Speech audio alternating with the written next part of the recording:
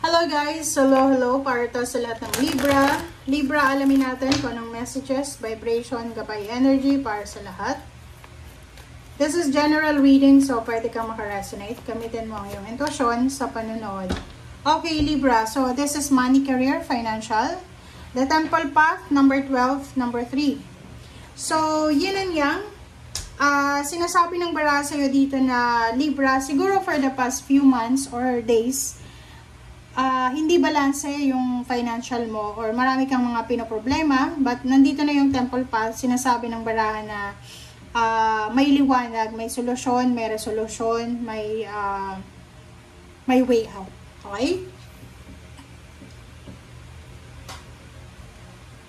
Yung parang sinasabi sa'yo dito, Libra, na hindi lahat ng oras ay pangit siya. So, yung Temple Path, this is a manifestation ng kumbaga solusyon, resolution na hinahanap mo.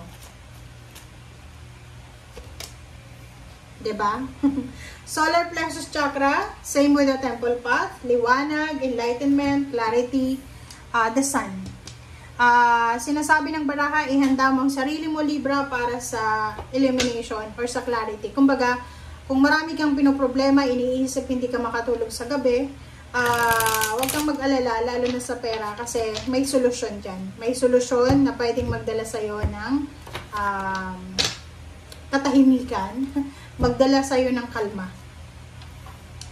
Justice, this is good karma, this is karmic contract, this is balance, this is your energy. So, mayroon ditong karmic blessing, karmic contract. So, posibleng ikaw ay pipirma ng bagong kontrata. Possible dito na pwedeng ikaw ay nag-decide ka na umutang ng pera sa lending company or sa mga bangko, and posibleng makuha mo na yung pera or pipirma ka na or kung ano man yan, na justice.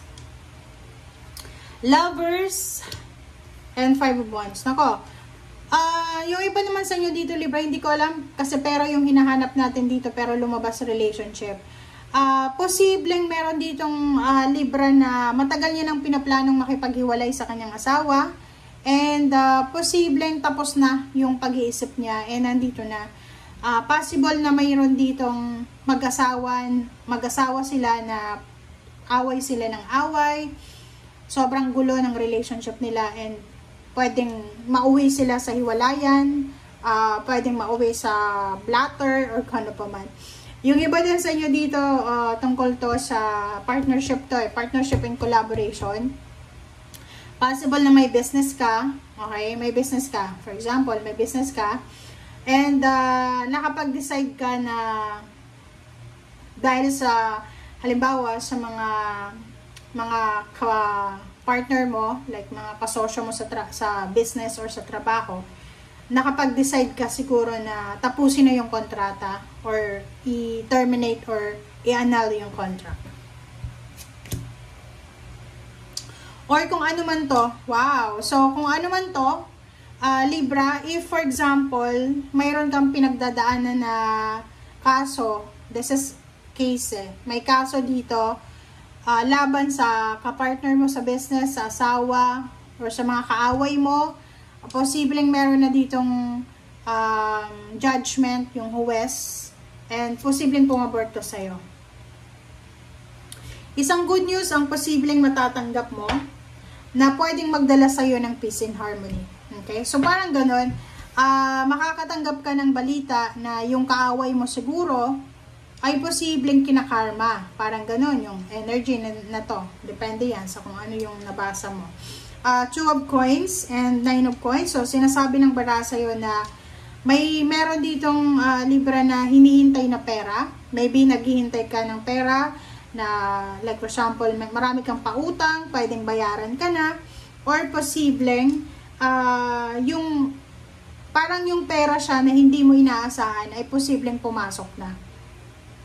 So, nakikita natin dito na maraming unexpected windfall ng money ang papasok sa buhay mo, and may mga financial wishes ka na posibleng ma-fulfill, lalo na starting this July. Oh wow, King of Cups and King of, wow. So, atong dalawang barahang to, dalawang lalaki, is either fire sign Leo, Aries, Sagittarius, and water sign Pisces, Scorpion, Cancer. Ang dalawang lalaking yan ay posibleng napaka-importante niyan sa buhay mo. Okay? Yung King of Wands, this is fire sign, trabaho. So, nakikita ko sir dito na you are happy, contented sa bago mong trabaho, sa bago mong kontrata, sa bago mong business, and at peace ka rin sa kung ano man yan na bagong commitment mo. Okay, the Hermit. Wow. So, yun na nga. Maraming balita, maraming communication ang pwedeng dumating sa'yo, Libra, na pwedeng magdala sa'yo ng katahimikan, ng peace and harmony. New beginnings. Meron ditong Libra na papasok sa bagong trabaho, may business siyang bagong ilo-launch, mga bagong ideas tungkol sa kung ano man na pagbabago ang gusto niyang gawin sa buhay niya.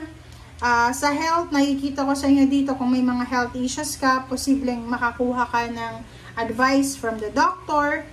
And money, maraming pera ang posibleng darating sa'yo. Hindi ko alam kung saan to galing.